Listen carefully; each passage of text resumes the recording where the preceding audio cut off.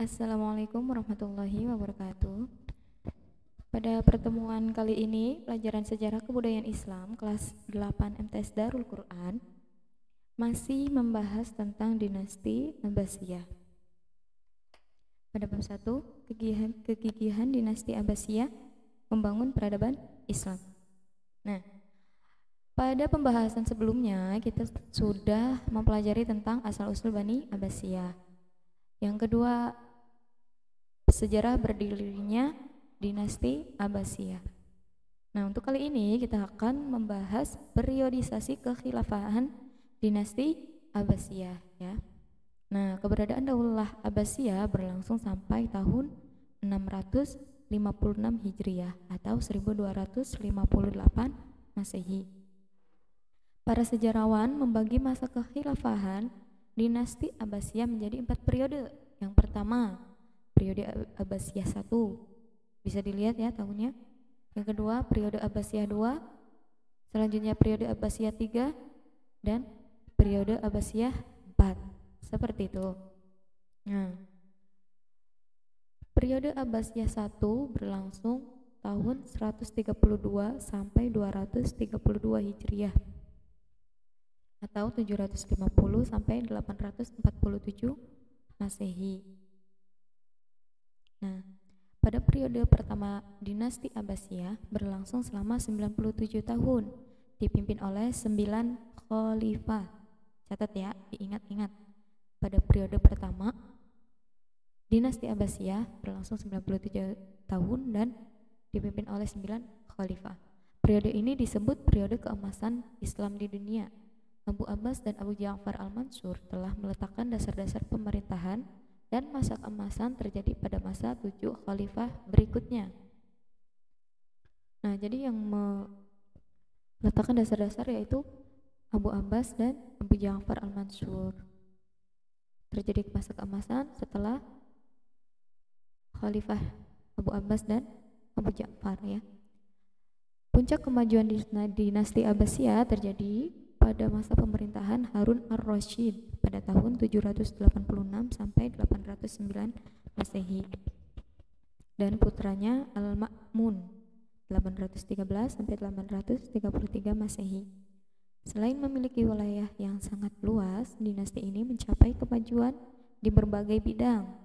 Nih, puncak keemasan dan kemajuan di berbagai bidang. Contohnya, ilmu pengetahuan dan filsafat, ada seni budaya, ada ekonomi, politik militer, dan perekonomian. Para khalifah pada periode ini merupakan ahli di bidang ketatanegaraan, politik, pemerintahan, ilmu pengetahuan, dan peradaban.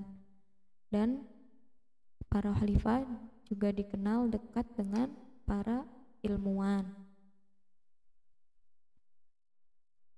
Berikut adalah para khalifah dinasti Abbasiyah periode 1.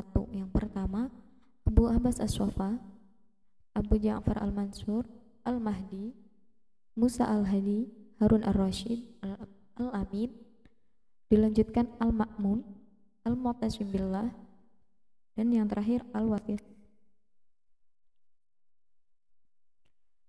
Selanjutnya periode Abbasiyah 2 yang berlangsung tahun 232 sampai 334 Hijriah ya. Periode ini berlangsung selama 99 tahun dan dipimpin oleh 13 khalifah. Periode ini dikatakan sebagai awal melemahnya dinasti Abbasiyah. Pada masa pemerintahan Khalifah Al-Mu'tasim terjadi masalah terhadap unsur Turki dalam hal ketentaraan. Kebiasaan orang-orang muslim dalam mengikuti perjalanan perang menjadi terhenti. Pasukan tentara terdiri dari prajurit-prajurit Turki yang profesional dan diberi jabatan sebagai gubernur dan panglima. Sehingga tentara menjadi sangat berpengaruh dalam kekhilafahan. Hal ini dapat dikendalikan oleh Khalifah Al-Mu'tasim dan Khalifah Al-Wathik. Namun, khalifah pertama pada periode ini sangat lemah. Ya. Orang-orang Turki merebut kekuasaan setelah Al-Mutawakkil wafat dan mengangkat khalifah sesuai dengan keinginan mereka. Dengan demikian, jabatan Bani Abbas hanya menjadi simbol belaka. Ya, jadi yang berkuasa di sini orang-orang Turki, para prajurit Turki, ya. di situ sebagai simbol saja Bani Abbas itu, ya. Nah, akibat lemahnya pemerintahan periode ini, ya, periode Abbasiyah II, banyak daerah kecil yang berusaha melepaskan diri dan tidak dapat dikendalikan. Nah, apa saja faktor-faktor penyebab kemunduran dinasti Abbasiyah? Yang kedua, ya, periode 2. Yang pertama ada luasnya wilayah yang harus dikendalikan, sedangkan organisasi dan komunikasi rapuh. Yang kedua, ketergantungan kepada tentara sangat tinggi sehingga menurunkan semangat rakyat dalam membela negara. Selanjutnya ada kesulitan keuangan karena beban pembiayaan tentara sangat tinggi. Nah, berikut adalah 13 pemimpin periode 2 dinasti Abbasiyah. Yang pertama ada Al-Mutawakkil, dilanjutkan Al-Muntashir. Selanjutnya ada Al-Musta'in, Al-Mu'taz, Al-Muhtadi, Al-Mu'tamid, Al-Mu'tadin, dilanjutkan Al-Muqtafi, ya. Khalifah yang ke-9 yaitu Al-Muqtadi, terus Al-Qahir, Ar-Radi, dan khalifah yang ke-12 Al-Muttaqi, sedangkan khalifah yang terakhir adalah Al-Mustakfi, ya. Baiklah, sekian pembelajaran kali ini.